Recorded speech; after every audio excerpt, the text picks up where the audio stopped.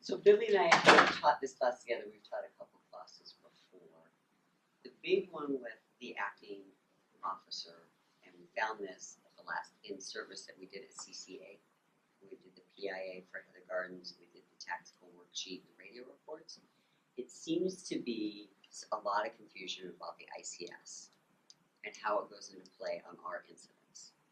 So ICS for us, we generally look at a type 4, type 3 incident, which is a single unit response or maybe a first alarm response. ICS, generally, when you read about it, when you get into NIMS, talks about the large scale events. Operational periods, 12-hour operational periods, 24 hours, JICs, lots of terminology that we don't really use.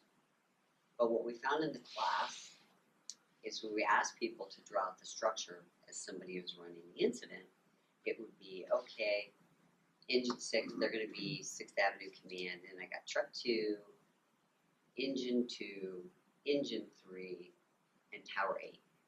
That's how they wrote it out. That's not generally how you run ICS. And I don't know when that evolved.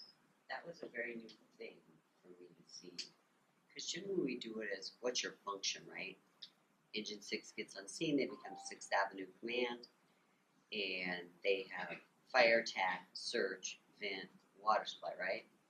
Is that how you guys understand it for ICS? Okay.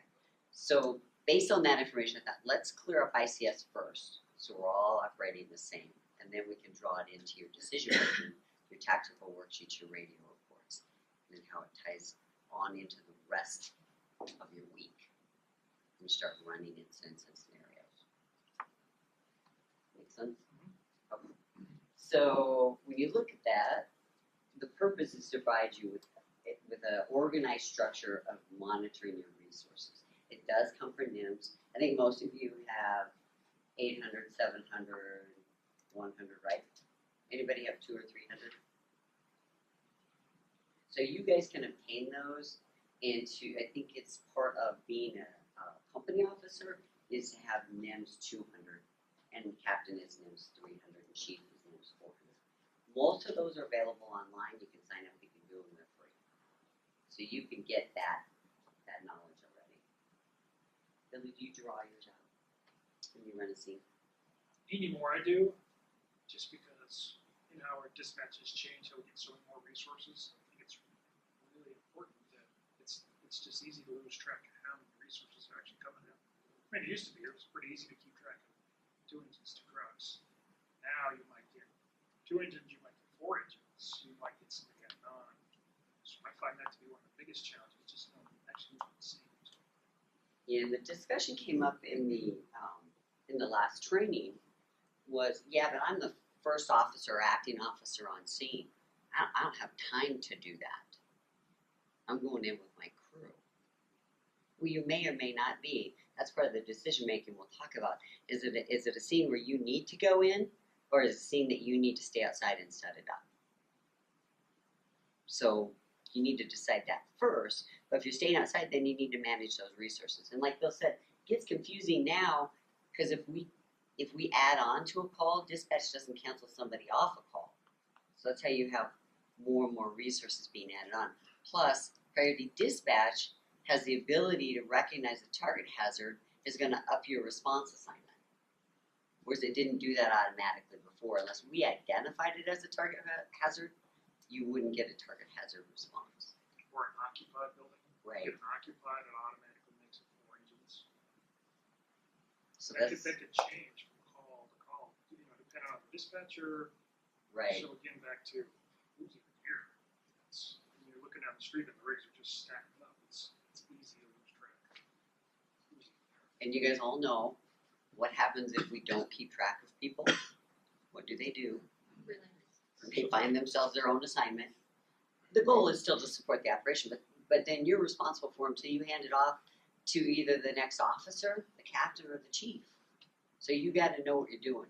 So this will help you set that up, the ICS. If you can grasp this and make it work for you to organize your rigs and your assignments, that's the intent. So the organized structure to run efficiently, to develop your incident action plan. And the incident action plan is part of your decision-making tool. Part of the debate you see with this class is we're teaching you guys to be acting officers. So at any point, are you going to be standing in front of some high-rise, multiple alarm? Probably not. But you still kind of need to know how the parts all work. You need to be able, as an actor, you get to some incident, you need to be able to make the determination, do we just go, or is this going to require, some more finessing that's a little bit different than what we normally do? That we need to put this resource here or this resource here. That's kind of the intent of this whole thing, is to get you not necessarily to do the same exact thing every time, but to understand what your next step is. Yeah, why you're doing what you're doing. Because that's the one thing, and I believe in a lot of the components of Blue Card, but that's one thing you see with Blue Card, if they follow the script, it sounds really good, till all of a sudden there's things still going on that they don't have script for. And when I say script is partly their history. What have they known? What have they seen? What have they watched before or worked with an officer on? Versus what is your decision making? What model do you use? And so when you look at that, I always go, even with decisions right now, upstairs, you find this hard to believe, but what's the strategic goal? What are we trying to achieve? So if you look at every incident as, what's my strategic goal? What am I trying to achieve? That will help you formulate your action plan. So you got what you want to do, and then you got how you're going to do it, those tactical objectives. And within that, you always need to know your strategic goal on a house fire generally, right, is to confine it to the room of origin, check for extension, confirm evacuation, or make a rescue, right? Pretty standard. But what else do you have to do? You got to do the ventilation. You may have to triage and treatment like we did on the 7th Avenue fire. You may have to do a search. Or if you take it into a hazmat or a TRT, you got spill control. Maybe you have to do the trench rescue. What are your concerns? Setting it up. Just setting it up.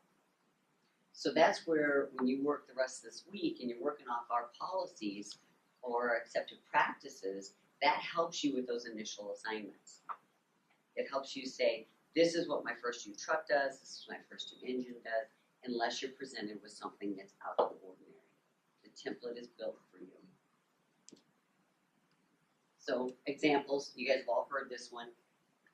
Command, protect external exposures on the Bravo side, ventilate the floor of origin, and engine 2's fire attack. So when you draw that out, what are your groups? What groups do you have? Fire attack, right? Vent, exposure. You don't put them by rig, because you may have to add somebody into that vent. Truck 2 might need some help from truck 8. Weird. But you see what I'm saying? If you make it truck 2, this is what they're doing now. You got truck 8, you'll end up with, 8, 10 rigs across. Possibly. Whereas if you do it by what you want them to do, what the task is, that helps. Keep it a little more organized, a little fluid. Who you have searching, who you have doing vent. You can add rigs in. If they have to leave because they're on amber, you know who you're going to sub in. Right? And then you've got a rehab box over here.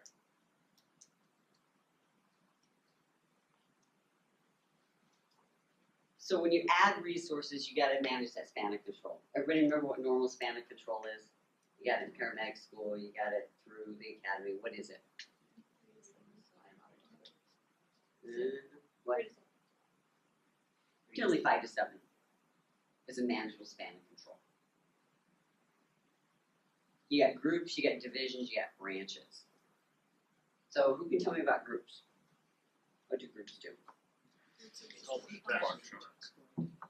Yeah, they're very task-oriented. Are they confined to an area? No. Okay. So if you've got a 3-story house and you have a search group, what are they going to do? Search 3 stories. So you might need to add a couple rigs in that group, right? So when you hear, you get on scene, you've got that 3-story house, and you say you have fire on the 2nd floor. Is this a good place to use a group or a division? So what does the division give you? Say again. Geographic location. Okay. So it tells you what's going to happen on that. Is that like, to me, and correct me if you don't think of it this way, I was looking at it as like, that's a mini incident right there, right? You get somebody in charge of Division 2, and it may be one of you guys. And what are your responsibilities on Division 2 then? Managing the service. Whatever needs to happen, right? And you need resources. You're the only one talking back to command, right? So we go back to that radio discipline that we worked on in the in-service. This ties to that. Your people talk to you, you talk to command. What does that do for command? You can see how critically important it is for whoever the boss is at that incident to set something like this up. Because you just can't say, okay, we're always going to do a division, always going to do this. You kind of have to look at your problem and figure out what makes sense. I mean, if you have, a house in the middle of Aurora, only 2,000 square foot, are you really going to division that off? Probably not. It would make more sense than a group. So I mean, that's where the company officer, that's where their value comes in. Is okay. Here's the problem. I'm going to chop this up into pieces. So unfortunately, you can't say, here's this, do this all the time. It just doesn't work. So That's why it's important to understand what each of those do. When I talk about divisions, or you could be even Charlie Division on strip mall, you're back there with your knowledge as the acting officer. You understand what needs to happen on that Charlie side and where to get your resources and who to contact. So it ties together with that one. IC is always responsible for the overall strategic goal. I still try to announce what that strategic goal is once the assignments are done. What was the branches? Branches are bigger. So medical branch, and then what would happen under a medical branch, if you had to guess? Everything. Sure. Treatment, transport, triage, right? So branches are big. So you can have an operations section, and then under that you have the medical branch. You may have a hazmat branch, rehab. expanding incidents. Yeah. When you think about a Med 2, where would you plug a Med 2 in? Medical branch, and all the stuff that falls in. Good man. So would you say those kind of fall in line as far as when it expands? So you have a branch and it probably has divisions, which divisions have groups in them. Mhm. And then as it grows, you can add another branch that has separate divisions and groups under or in that division. Because the tasks happen in a certain geographical location. Yeah, so Those if are covered by a general branch. you want to be in charge of your division, which is working under the ops branch. Keeps that span controlled and you can grow it. The value of this is the majority of the incidents we run, we don't use this. So think about the theater shoot. You've got to be able to take something that is that overwhelming. Okay, we got to chop this up into pieces because no one person is going to be able to do all that. Okay, you are going to take care of this, and you're going to take care of this, and you're going to take care of this, and you let me know what you need because I can't do all that. I mean, it's just too much. That's why that's the purpose of this. Don't use it a lot, but when something's big and nasty, this is when you use this. Well, even if you think of, so let's take the incident that happened this weekend in Charlotte, right? So you've got multiple people down. How are you going to break that? Let's say they're spread between an area. Breaking that up and managing that scene. Was there 19 hurt? Is that right? And 1 fatality? Okay. Did they? So when you look at that scene and you're rolling up, and you could be the first one, and as bad as it is, you could see how that could happen here, right? I mean, when they start putting Jersey barriers around the city building when we have events now, that means that's what we're thinking. We're getting intel that says, yeah, this is always a possibility. So you roll up, you're on engine 4, H is out on a call, and you're first on scene.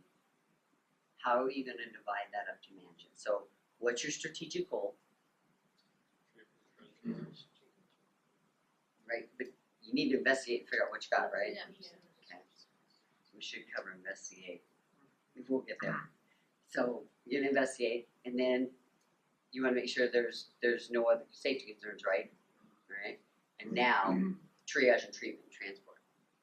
So that lays it out for you. So the scenario out, when you finish this class, you're an actor on whatever engine it is. You get to a big scene like this. You don't have these tools in your toolbox. What are you, as the boss, going to naturally revert to?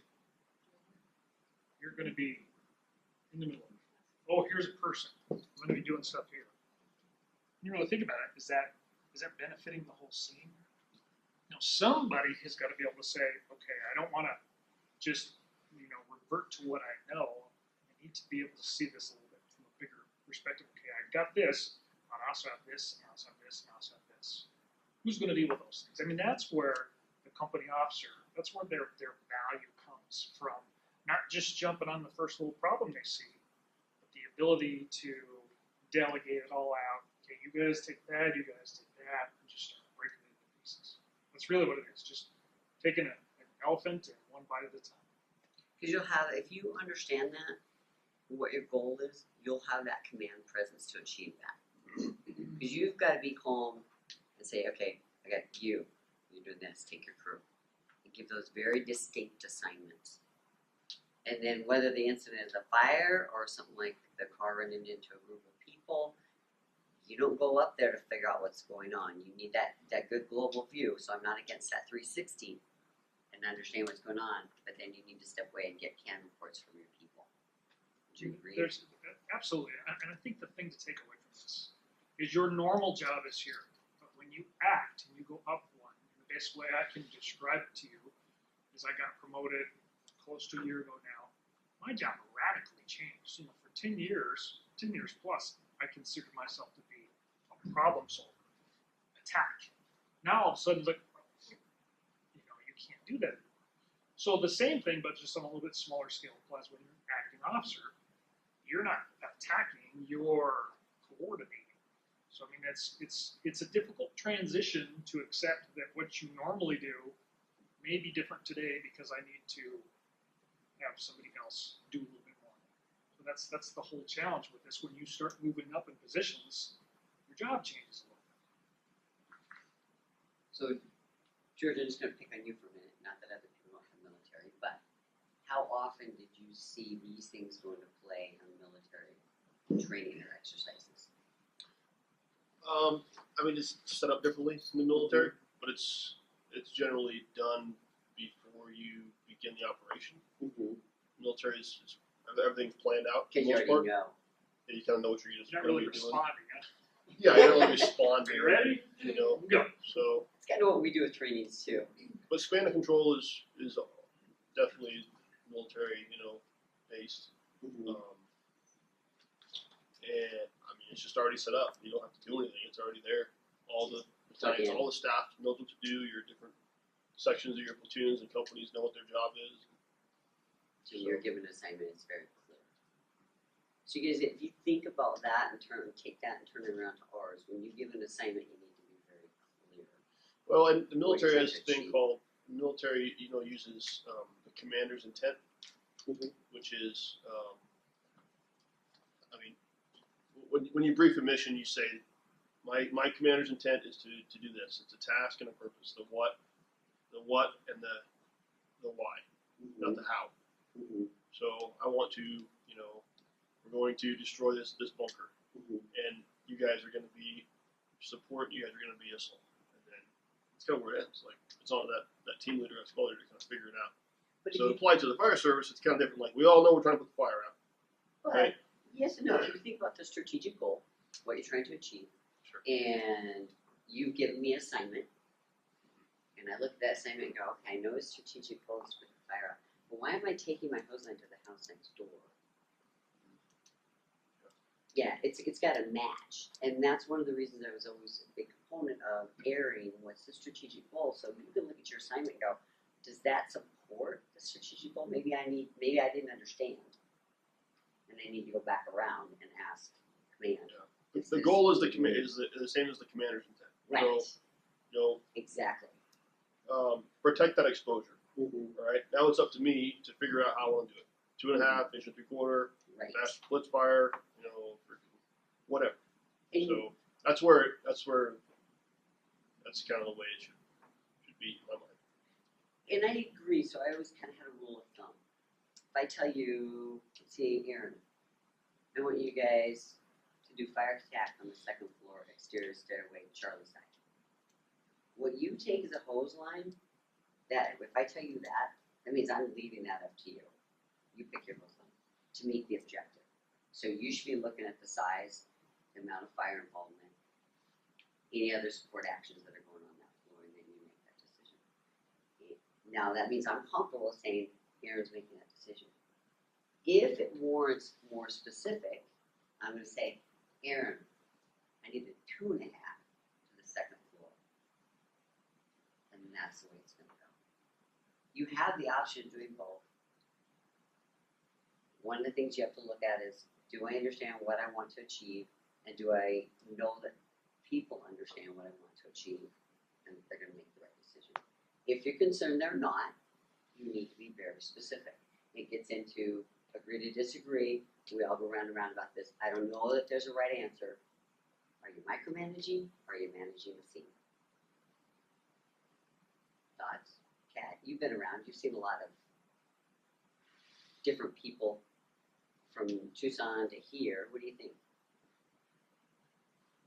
If we're micromanaging or Or running the scene? from my experiences, being comfortable with the people that you know and you're working around. Mm-hmm. If you know that someone's not seasoned enough, you may end up giving them the task exactly what to do. Versus someone that you worked around and played around, you know they're gonna get the job done and understand the verbiage. You have to make that decision.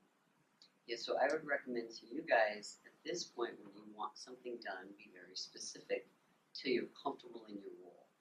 So as an acting officer and you're making that decision, you're setting up your command structure. You're not going to have command staff generals, general staff.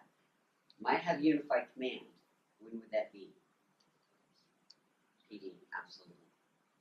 And understanding how to get to those channels. I think this group, everybody understands how to get to the PD channels on the radio. If you guys had to identify the most common issue we have, just say on any typical fire ground that we consistently have, what would you think it would be? Totally, communication. Think about radio traffic. You think about, have you ever been to an incident where you're not like, oh my God, I couldn't hear, la la la la.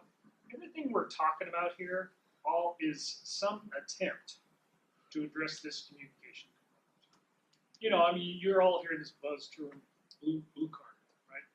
We're not going to go to blue card because obviously there's a pretty significant cost associated with this. Blue card, what they do is they script out exactly. I mean, their radio discipline is very specific. Pro or against, you know. I think one of the issues with blue card is it's so scripted. They talk a ton. So they've got this, it's almost like scenario-based firefighting. Got this, gonna do this, got this, gonna do this. When you start throwing those variables in, as we know every fire has, it never goes exactly the way you think it's gonna go. Are you able to adjust it? So, and in our typical incident where there's, you know, I think when people get nervous, they tend to talk more, they tend to do all these things. So everything that we're talking about here is not necessarily, okay, do exactly this, this, this. These are tools for your toolbox to improve your communication. Really, is what it boils down to.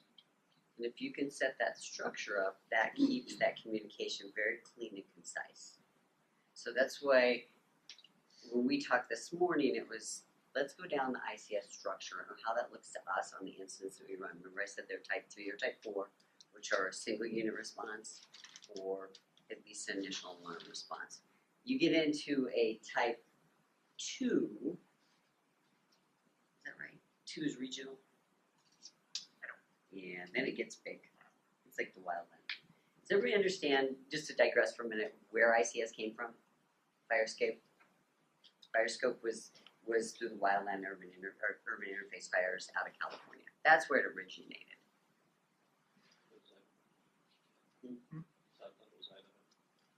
It's California.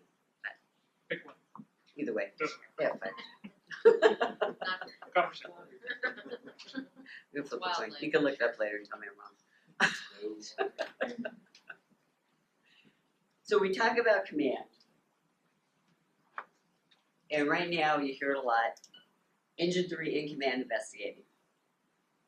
Let's give you two different command modes. Well, nothing showing, investigation mode. Are you in command? You're already in command if you're investigating. But what will happen, and I bring this up because this is always a contention when you're figuring out how you want to run the fire or run the scene, you'll say dispatch, engine 3, on scene, investigating. And dispatch will come back. Well, are you in command? And it's easier just to say, in command investigating. Make sense? And that's the reason why, really, you can get down to brass tacks. Investigation is a command mode, so you don't need to say in command, but just to keep it clean, you're laughing at me. No, it's just, If you're a purist, you just say investigating, and when they ask, are you in command, you can just say yes. Okay? do you think we're ever going to have this incident command thing totally figured out?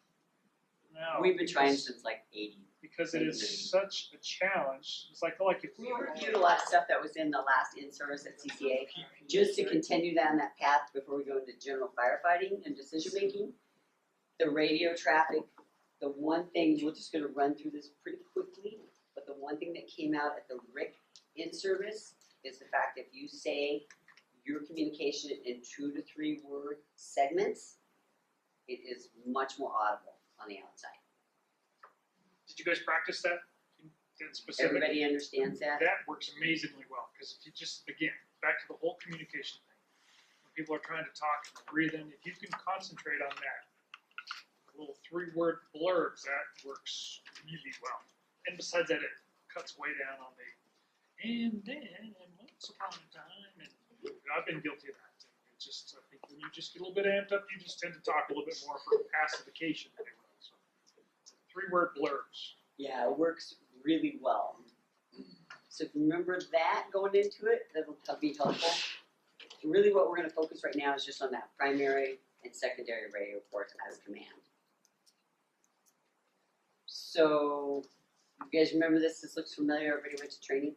Is this new to anybody? Identify your unit, what your objects are, your conditions, your actions, your needs. Does that look familiar?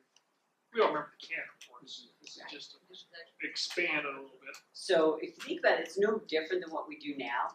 Engine 1's on scene, multifamily apartment building with smoke showing. Engine 1 will be in command. And I even clean this up more. Level 1 staging. I try to take out as many words as I can. But I don't like to talk from right. So I use less words. Yes. We were just going through some scenarios of ones the other day, and we were just trying to confuse exactly what level 1 staging meant. Was that just, are you staging or are you going to work? Okay, so level 1 staging, as we gave in the class, is really simplistic. You're coming in, I'm just gonna go single family. You're coming in, you're the first 2 engine. You know you're pulling past, you're leaving room for the truck. Where's the truck supposed to go? Go right from the building. Where's the next engine supposed to go? Hydrant. So you go there and wait for the go turn. Okay. Doesn't mean truck pulls on scene and starts to work. It would be a minimum face-to-face with command that you're ready to roll, or wait, I need you to pull around to the alley, or whatever. Okay. So that's level 1. Level 2 is a designated area. Multiple alarm. Right. Here's why this has become an issue. Because this staging term means different things to different people. So, I've personally seen this before, where you get to some smoke investigation and somebody uses the term all units stage, the first and truck stages up the street. Does that make any sense to anybody? Yeah.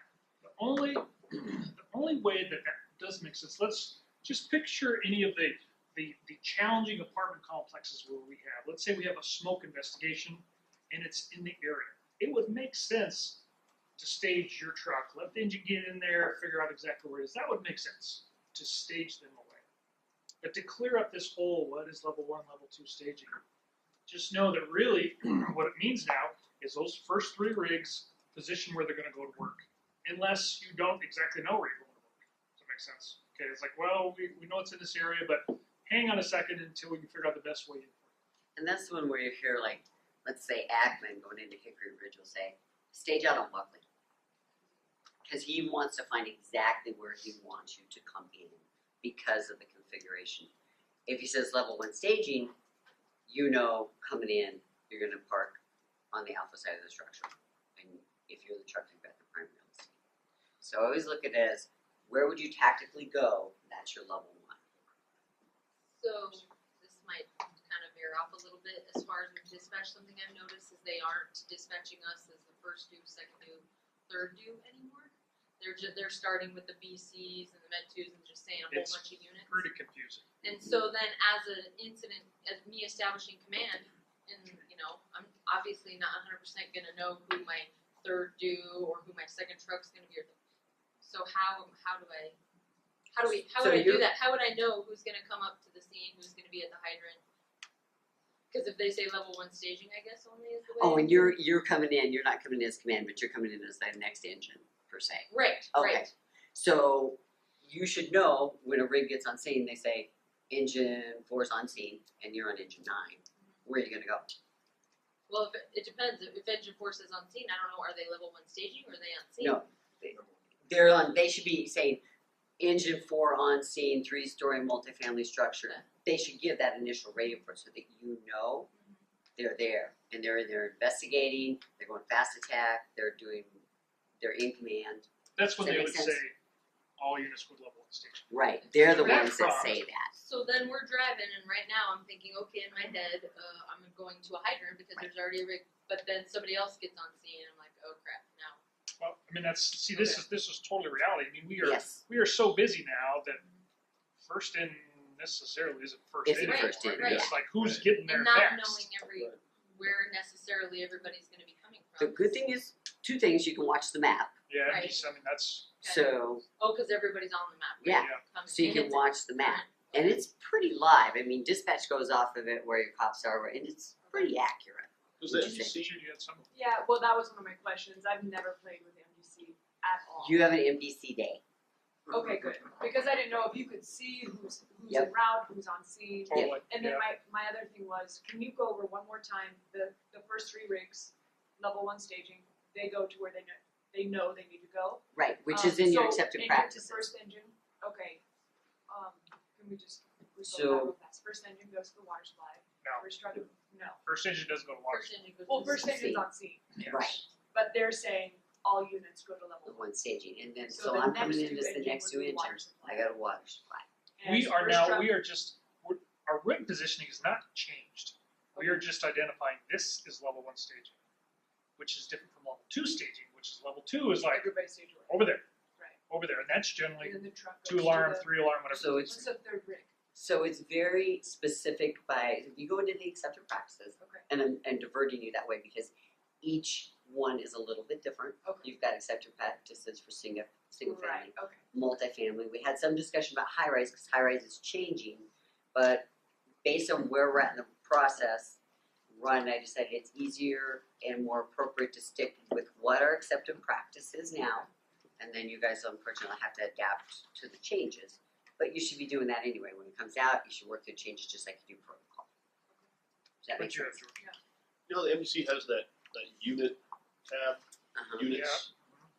When it lists those, is that the order of due-ness? First due Or is it area, just second random? due area. I don't Yeah, it just says like engine 4, engine 8, engine think 7. with us going to this priority dispatch, it doesn't seem to be that's the case anymore. To just jump on there and figure out. I mean, like I was telling you earlier, I find that to be one of my biggest challenges when I get somewhere. Man, It's like, who's oh my coming. God, who all is here?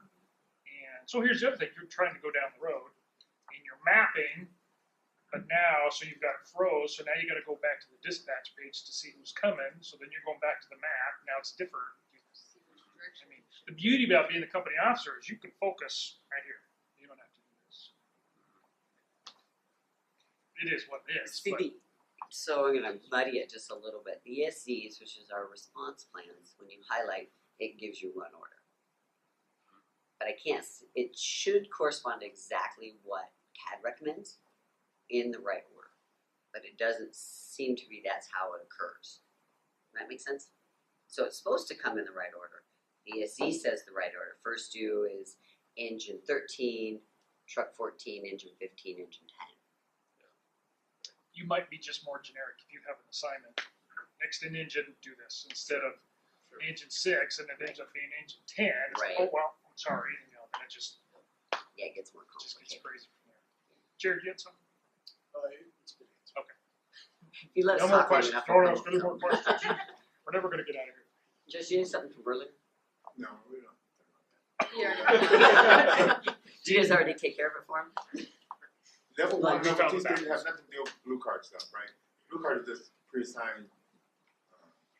Those are blue card terms. They Well, are, actually- okay. They are blue Because- card terms. Yeah, we went back and looked We at had a question, NIMS. and we were talking, we had thought it was a blue card term, and people were like, why are they using blue card if we're not using blue card? And then- So that was a little confusion of using that level one, level two staging now. So in the past, it was part of NIMS. Like when I say past, it's way past. It was. And we organizationally use those terms. Then we got away from those terms. And when you go back and look into NIMS or the ICS as it is now, it is not in there. But it felt like a good designation to understand that I want you to come into the structure to your tactical area that you would go to. But I don't want you to move on that yet. I want you to be ready to roll. It was a solution to a problem we identified. This staging term needs to be cleared up. And if I say stage at Safeway, you know I'm gonna stage over here till I call you in and steam, or you're gonna be the staging officer and manage the resources in staging. Does that make sense? So bigger incidents, I've got a staging area, The term by itself just meant too many different things. right? And the fact is we kind of run with some of these other departments. So while we're not going to blue card, if we at least kind of recognize some of these terms, that might make that operability a little better. I think pulling it out of, well, this is blue card, we're not going to blue card, that's not the objective. The objective is, how can we work more efficiently and communicate clearly so that everybody's on the same page? And I think that's where we were trying to get. This term works for us and what we want to do. It's not about blue card or not going to blue card. So if you look at blue card, the intent was to be able to manage scenes efficiently. So we're like, yeah, some of those things work for us, some of them don't, but yeah, this is cool. So I've had a certain officer, I've been riding in front of the last few shifts, and certain officers told me that I shouldn't say, truck 6, engine 6 on scene. The GPS will automatically show that you arrived. Is there a certain line or certain threshold to where verbally saying, truck 6 on scene is important? I mean, I can understand like a medical call or an EMS call, but I think when you have multiple resources going, yeah, like if you I'm, need to if say I'm, you're on scene. if I'm in command of the scene, like I want to know, okay, this resource is on scene. If it's a medical call, you probably don't need to do that. Right, no, Yeah, that's but what when I'm you've saying, got and I've multiple been told resources, that's kind of how I use it. on car accident where there's numerous patients, don't verbally put yourself on scene. Maybe connect it to a size up. You're given a size up, verbalize it. If you're not going to give a size up to a medical Wait. call. But I think what he's saying is, truck 6 is already on scene, and engine 6 shows up on scene. Well, it was Engine 6 shouldn't say they're engine on 9 scene. was on scene, engine 9 was on command. Okay, I arrived on scene, notified command from engine 9, truck 6 is on scene. And then later I was told, don't put yourself on scene because it just makes more radio traffic. How would the incident commander know? yeah, I'm with Bill on this So one. that was my argument, Yeah. so I was just saying, Yeah. maybe we just have different management styles. Yeah. You know what Yeah. I mean? But if I'm in command of that scene, I wanna know, okay, Yeah. truck 6 is on scene. I may not be at I'm my not gonna computer look where at I my can see, computer yeah. and be able to see, okay, truck 6 arrived, like, Right. based on the GPS. Yes. Well, if we're running together, let me know you're on scene. Yeah, yeah, I think that's That's important. kind of a big deal. I think that's Okay, important. so I was like, I'm so confused. Yeah. What do you mean you don't want me to put myself on scene? Yeah, I mean, when you're running solo, probably not a big deal. And Yeah, I agree, it does that automatically, it puts you on scene. But when you're running with multiple resources, I may not be where I can see you when I'm short. I'm just And if saying, I'm behind a rig, I can't see anything. Chief Kraus and Chief Anderson. put yourself on scene. Absolutely, send them to us. It's What's their recorded now too. It's recorded. So secondary radio report, this is after you've got on scene. You should be doing that 360. Because remember what the 360 is telling you. What are you looking for? Whether it's 360 of the MBA, it's a 360 of the unit, or maybe it's only 3 sites because you can't get all the way around. It gives you a lot of information. Right? You want to add anything? Well, I would just, I think something that I've seen before and have been guilty of it. When you have new officers and you tell them to do a 360, what do? They do a power walk around, okay, check, 360's done. But if you ask him, okay, what did you look for on the 360? Yes, 360's done. So just know why you're doing, what the critical things you're looking for on 360. In my mind, critical things, the basement. Basement is probably, if you don't look at one other thing, because remember the whole fight or flight, what your vision does. Remember it does this, right? Okay, so if you're not consciously telling yourself, basement, yes or no, basement, yes or no, basement. Some of those other things are obvious. Somebody hanging out a window, that's pretty obvious. Okay, but it's easy to bypass a bedroom window.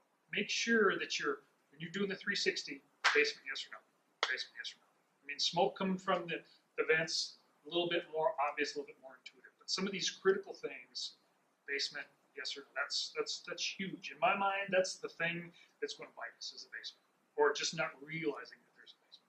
So like Bill said, when you do that 360, these are things you're looking to include in that secondary radio report.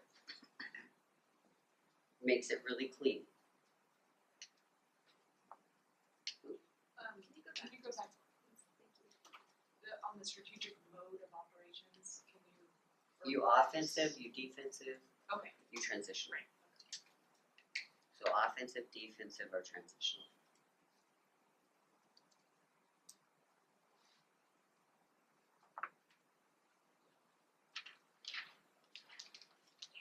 I had a question. Sorry about the staging. If you arrive and you have heavy fire and you want people to go to work right away, you're not going to say level 1 staging. No, but you know You're what you gonna want give them to do, assignments. right? Yep. Okay. Yeah. And you're going to give assignments to specific rigs or first staging. So let's say you don't know quite what's going on and you're doing this part. Okay. You get there and you're told I got rescues on the back side. You're like, truck 2, you got ladder rescues on the Charlie side. I still do the 360. As a chief, I'll generally come on scene and I'll say I'm on scene, completed 360 face to face with command. Okay. Just because I need that picture. I'm a picture person. Totally. I need that. Totally. And then it's like, okay, now when you tell me this, I'm like, oh yeah, I got it. That's exactly what it is. If you really don't know what you're investigating, everybody else just chill out for a minute. That's what level 1 staging is. Okay. It's like, oh man, we got lots of things happening. Oh, then you wouldn't do that. Okay. Right. We good? So here's your example. Again, I would take out a lot of those extra words. Engine 1, 360 complete, working fire, Charlie Delta corner, basement with power lines in the backyard, offensive attack from Alpha to Charlie. Is it necessary to say that you completed your 360? I like to, so people know that there's been Because an that's initial 360. Is that an accepted practice? That's something we're supposed to be doing? Doing your 360. I think that's something that you should air. I think Because you need to air it. it's like, okay, somebody's done that. Because if you haven't, let's say you're in Ben's world and get on scene, you got a fire, and you start giving assignments, there's no 360 yet. So the next 2 officer may say, truck 2 on scene, as Rick, will be doing a 360, right? So now we can report back to command. And like Bill said, I wish you could say it's black and white. It's not, it's shades of gray. And sometimes it's gonna be very clear lines of that dark gray, almost black. That'll help you, but then there's those ones where you're gonna have to make some decisions, and that's what we want this foundation to help you with those decisions. Just like EMS to a degree, you know. Okay, any other questions, thoughts?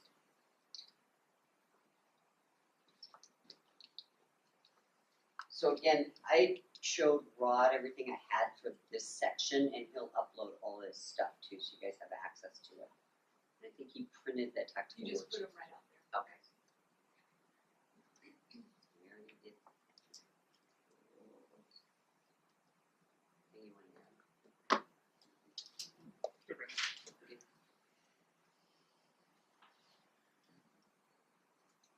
We're gonna do general principles of firefighting first, then the action plan?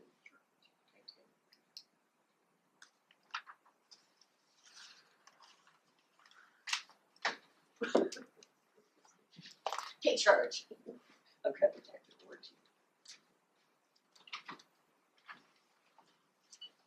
Okay, now that she's gone. All right, let's see here. I'm not going to read this word for word. You know, you can skim this, some of this, and we'll just kind of pick some things out to talk about. And again, questions. I mean, let's talk about this stuff. I mean, okay, some of these basic concepts that we're going to the intent of covering in this section. All right. Here's the references. Here's where the stuff comes from. You know, just keep in mind this John Norman, great book. However, it's another part of the country, and some of these things you have to take it a lot of this with a grain of salt because we don't have oil burners. We don't have a lot of these things that they talk about.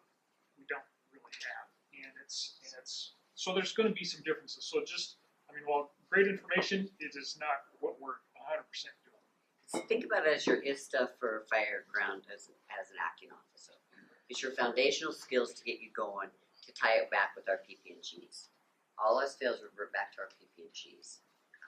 You know, not to be too big of a cheerleader here, but I think one of the best things we have in Aurora is we get to do this enough that we can actually start evolving and put it to paper and actually, we actually get better at doing it. I mean, when was the last time you saw us burn the roof off of an apartment building? It used to be pretty common. I mean, we pretty, 1, 2 a year, they're about the whole roof.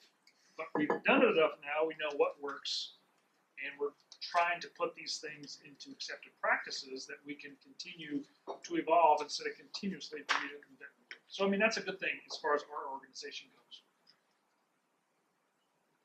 Let's see, objectives here. This is basic concepts. Okay, let's just get into concepts. So, rural purpose American Fire Service, firefighters duty, okay.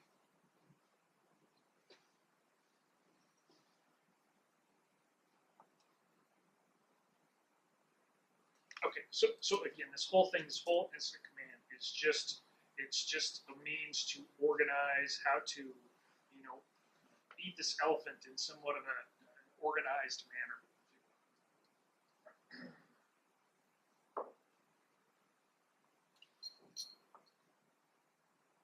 Again, like what Cindy said earlier, this stuff is absolutely not black and white.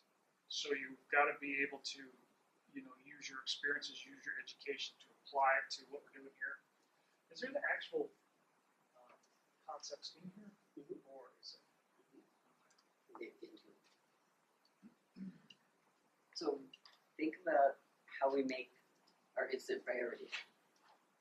Right? What is it first always? So first and foremost, human life. Right? Now it's easy to say that, but I challenge you guys to use that in all of your decision making, especially when you're laying out a fire ground. As is, where does the first hose line go? Oh, there's a big exposure on the, look how much fire is on that exposure building. Is that the priority? No. So should your first hose line necessarily go to the exposure? Do you see how this works? What is our incident priority? Life safety, obviously there's us, but what about the people inside the house? So when it's easy to be drawn to the flame. Oh, there's a big fire. Ooh, but just keep in mind that our professionalism is kind of spelled out in how we make those decisions beyond what the layman would make. Okay, oh, look how that fire. But yeah, what about those bedrooms right there? What about this building? Do we know, are there kids in that bedroom right there? Did you see how this whole thing plays together? It's not just oh yeah, lip, blah, blah, blah. These are spelled out for us to guide our decisions, okay? Pre-connect, 90% of the time goes in the front door, secures the stairs so you can search the bedrooms. That's how that whole thing works. It's not just, not always the obvious, but it's like, okay, I need to address this little thing that's not obvious, not this big obvious thing. Does that make sense? So the other thing to tag on to that, if you guys think about it, we always get caught up, is it better to get the hose line in place and put water on the fire? Or is it better to affect the rescue? But If you a have to fire weigh alarm out the would take care decision of the problem. based on, we'll say, Yeah. most lives, I guess. So when you think about that, that's part of your decision making. You go to the next one. So that's concept one is coming up. Okay. The rescue is priority. If you can do it simultaneously, is that our best option? Absolutely. Because then you're protecting us in there, and you're affecting the rescue, and protecting the victim. You know, you sit there and go, well, sufficient staffing. These areas out here, again, what do we say, 15 minutes, 12 minutes before you get help? You're gonna have to make some decisions. What are you gonna do? Because you're solo, and you don't have enough resources to accomplish what the problem. I know, so again, back to the whole evolution, how we're getting better at doing this stuff. I know there was a point in time where there was a notion out there, put out the fire and all your problems go away, which we operated under for a long time. But again, back to the whole incident priorities thing, okay? Yes and no. Yes, no, again, this is not a black and white thing. Okay? If you're first in hose line, you know, again, what is your priority? It's the people inside, not necessarily the fire. So when you're doing that, you're positioning that hose line in the front door and the stairs to make sure nobody's in the bedrooms. Sometimes you need to take that position other than putting out the fire because all your problems go away. Do you see the issue there? Okay. And something that really made sense to me when it was described to me is in the fire service, we're looking for the 4 eyes. Has anybody heard that before? The 4 eyes. Infants, invalids, incapacitated, and inebriated. Those are the people that we're looking for.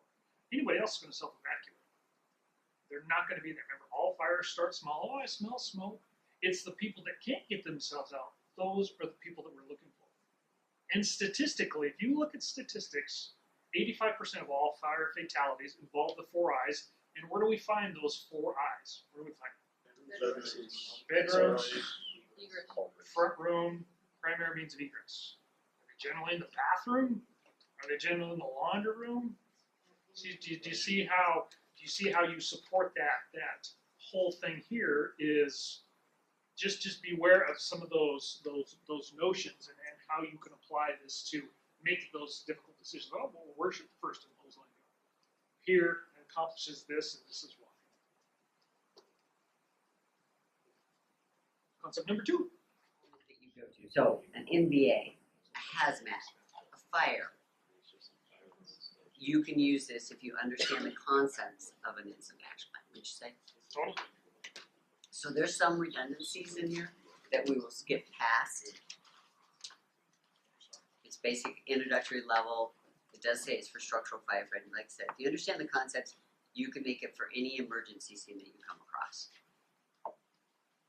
When you're done, you'll be able to list the components of the incident action plan, define and provide examples of strategic goals. If you plan on testing further and testing to be officer, this one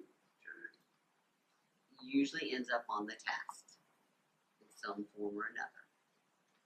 Structured interview questions, written question, so you might want to make sure you really do understand it. Define and provide examples of tactical objectives and assignments, examples of fire on task, and then demonstrate the use of the incident action plan. The incident action plan, you can use that, or you can use the tactical worksheet. To me, if you learn the incident action plan and then apply it to the tactical worksheet, I think that's the best of both worlds. You know which one I'm talking about? Okay. Anybody want to take a guess? See if your definition is correct. Everybody goes Fired, nobody's hurt. Save as much property as possible.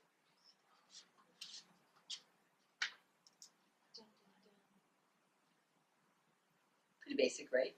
Isn't that always our goal? So if it's not a fire, if it's an MBA, don't we have the same objective? Pick up all the carnage.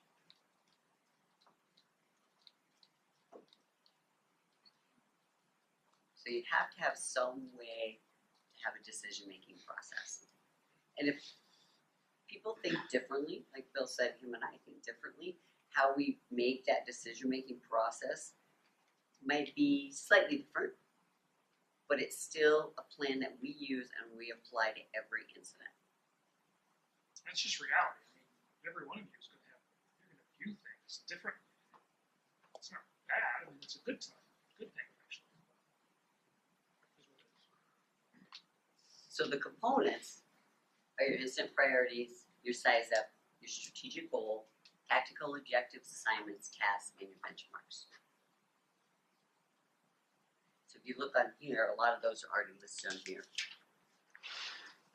There's your benchmarks, there's your size up, there's your instant priorities. They're already listed on that worksheet for you.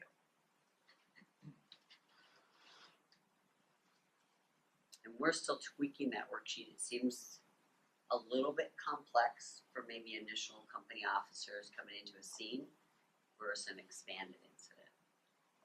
So we had talked to making kind of a streamlined one for first due, and this one, When you guys start, when you guys are really sitting in that front seat, and you have whatever incident it is, should your goal be to get out of the rig with this piece of paper? That should not be your initial approach. That should be something that you can reference. But the hopes are that you are familiar enough with the concepts that you use this to see what else or what you might have forgotten. So, jump out of the rig and you're doing this. That's not really ideal. That's not really the goal of the sheet, is to give you that. But rather, you can have it once you've got all those initial things in place. You got a chance to take a breath. You can say, okay, what else? Oh, yeah, that's kind of the intent of that. Okay. So you should be familiar with that before you actually get to your problem. and that's why having that instant action plan is a way to make your decision making and use it all the time so it becomes second nature. So this is the instant action plan. It's still on SharePoint, it's still under forms. And you can see how it lines up with the tactical worksheet. So you got your instant priorities, you've got your size up. It's saying, hey, do you have smoke? Do you have fire? If you do, where is it? Smoke, where is it? Do you have possible occupants? Do you have visible occupants, exposures, and access? What's your risk benefit?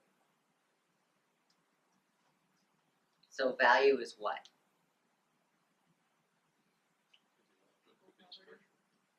People. Really primarily looking at people. That's what value is. You look at the value of the property, and as good stewards to the city and the citizens, we do care about that, but when we're looking really at value, we're looking for life value. What's time calculated on? How long it's been burning, if you know it, but since the call, since you got there, since it was When it- reported. And what else? Okay, ties into that one. Type of construction, right? Because don't you have more time or less time based on the type of construction? So wood frame, It's already in structure. Light construction, lightweight. not very long. So when you're looking at time, what the construction is and the time it's been burning that you know of. So if we know call processing time is 60 to 90 seconds, that's from the report, then you guys get dispatched, then your travel time, that's 8 minutes, probably. 6 to 8 minutes. If we're in the core of the city. So for the new actor, my guess is, when you look at this form, it's like, oh my God, that's a lot of stuff. But are you going to deal with every single one of these things in the first couple minutes you're there? No. Remember instant priorities. It goes back to that. That's what determines your initial decisions. Your instant priorities. You're not getting out this. I mean, that's totally overwhelming to. You don't need to do that. This is. You're going to have to address all of this stuff, but it's not okay. You have to address every one of these things in your size. It doesn't really work that way. Okay. these are things that, these are all the things that have to be addressed at some point. Again, always bring it back to your instant priorities, and those are your immediate decisions. And don't get overwhelmed by, oh my God, I'm never going to remember everything that's on this piece of paper. Because that's not really the purpose of this paper. So you got to know every single thing on here, and you got to be able to regurgitate it in 15 seconds. That's not really the purpose. No, A lot of them you do subconsciously anyways. Totally. I mean, Yeah, absolutely. There's 5 up there, but 4 of them are, Right. yeah, it's the time of day covers half of those. Yeah, so you sit there and you go, okay, so engine one's on scene of a single-story, single-family residence. We have smoke showing from the Charlie side basement window. How many of those things have I just hit? No visible occupants. And we're gonna do an offensive fire attack. How many did we just hit on that? And then you go down to your tactical objectives, right? And then you sign those out. So not, like Bill said, not quite as overwhelming if you break it up into what we do and what you're gonna cover.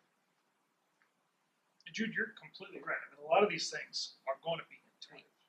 Okay, just know these forms are, when you have a chance to take a breath, what else is there? Oh, man. Okay, that's how that works. I mean, there are 3 things right there.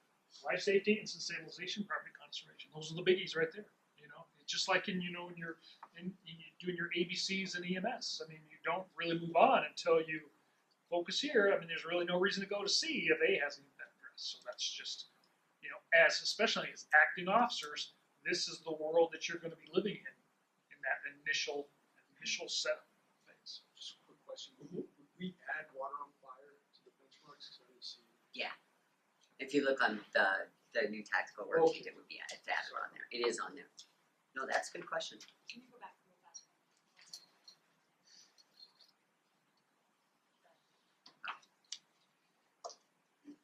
So we all know these. We've talked about them already. Life safety, instant stabilization, property conservation. Size up. It's the problems that you're encountering. If you just think about your size up on your 360, you're looking for your problems, right? This is where it gets complicated in my world. How many of you guys, these are the subconscious ones I think Jude was talking about. Cole's wealth. Aren't those things that you're already thinking about? Traffic, resources, weather, road conditions. Those are your unconscious ones on your pre-planned information. But your size up still revolves around our instant priorities. See? Those are all your subconscious. Do you use that? Now, I mean, that would be something else. Again, back to the, okay, what else? Oh yeah, we should probably take a look at that. Right. I mean, I think if you're driving down Colfax and you're going to one of the automotive places, you're thinking construction because you're like, bowstring, cushion. You're thinking that. Or you're driving, you're not sure the area, you haven't spent a lot of time there, you're driving down there, you go, might have bowstring. Need to be aware. So I look at construction. Occupancy. Is it Fletcher Gardens? So then I go back to my construction. Where are my standpipes? Who's coming with me? What are the life hazards? Water supply. Do I need 2? I need 1. Right now, construction's huge, right? Because you might have to change your route. But these are the subconscious. These are things you should be doing when you're driving around every day, thinking these things. Heights, location, time hazards.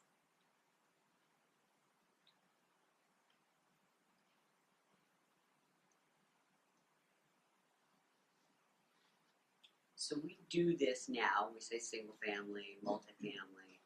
We don't generally do small, medium, large. But could you? If you look at 13's area compared to 1's. But intuitively coming in, don't you think you know that 13's area's houses are probably bigger than 1's? Stories though, we do that. If you're not sure, at least say multi-story. And that's where you can add in, basement, garden level.